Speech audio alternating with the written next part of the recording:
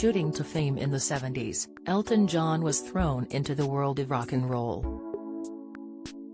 Whilst trying to handle fame, as well as all that came with it, Elton became heavily dependent on drugs and alcohol, something which soon nearly ended his career for good. The star started using drugs such as cocaine to make himself break out of his shell, especially after the release of his album Goodbye Yellow Brick Road in 1973. But soon, the effects of this unhealthy lifestyle led to an overdose. Talking about this time in his life, Elton recalled, "I always said cocaine was the drug that made me open up.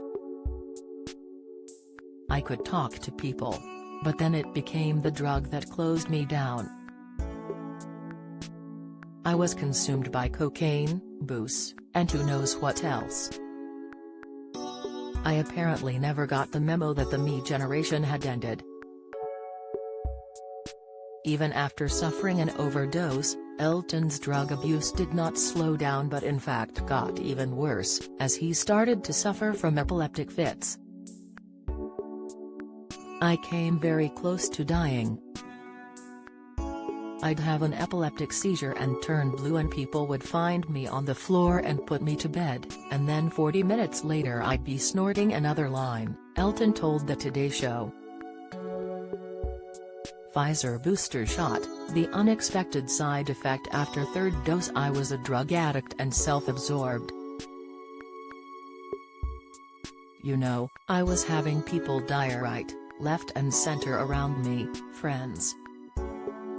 And yet I didn't stop the life that I had, which is the terrible thing about addiction. It's that, you know, it's that bad of a disease." Luckily for Elton, his drug and alcohol-induced epilepsy appeared to get better soon after he got help for his addiction in 1990. "I said those words, 'I'll get help,' or, 'I need help. I'll get help,'" Elton continued.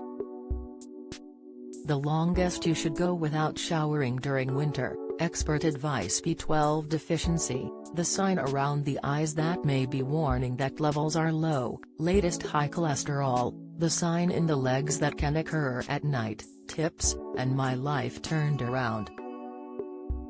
Ridiculous for a human being to take 16 years to say, "I need help." Looking back on his career, and the changes he has made to stay sober, the star still finds it remarkable that he did not die.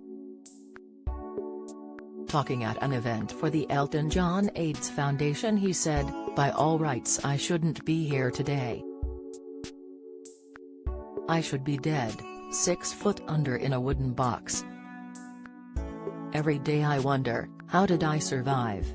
Unfortunately, however, some are not as lucky, with most individuals having to live with epilepsy for their entire lifetime. The NHS explains that the condition affects the brain and causes individuals to experience frequent seizures. Seizures are bursts of electrical activity in the brain that temporarily affect how it works, causing multiple symptoms. When someone is experiencing a seizure, possible symptoms include the following: uncontrollable jerking and shaking, called a fit, losing awareness and staring blankly into space, becoming stiff, strange sensations, such as a rising feeling in the tummy, unusual smells or tastes, tingling feeling in your arms or legs, collapsing. Dr. Jayant Acharya, a neurologist and director of the Comprehensive Epilepsy Center at Penn State Health, explains, if a person has 2 or more unprovoked seizures, separated by more than 24 hours, they are considered to have epilepsy.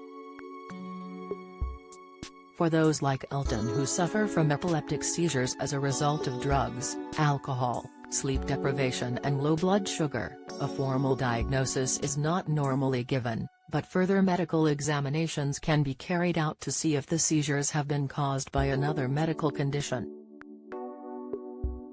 To test for epilepsy, medical professionals will use what is called an electroencephalogram, EEG. This simple non-invasive procedure measures electrical activity in the brain. Any sharp spikes in brain waves will show that the brain has undergone physiological changes that lead to seizures. In most cases, the NHS explains that it is unclear why individuals develop epilepsy, but it is possible it could be caused by genes or previous damage to the brain. Around 1 in 3 people with epilepsy also have a family member with it. However, individuals who have previously had a stroke, brain tumor, severe head injury, drug abuse or alcohol misuse, brain infection or lack of oxygen during birth are at higher risk of developing the condition. In order to manage the condition, medication is usually given. This helps individuals to have fewer seizures or stop having seizures completely. Medications known as anti-epileptic drugs are usually the main treatment.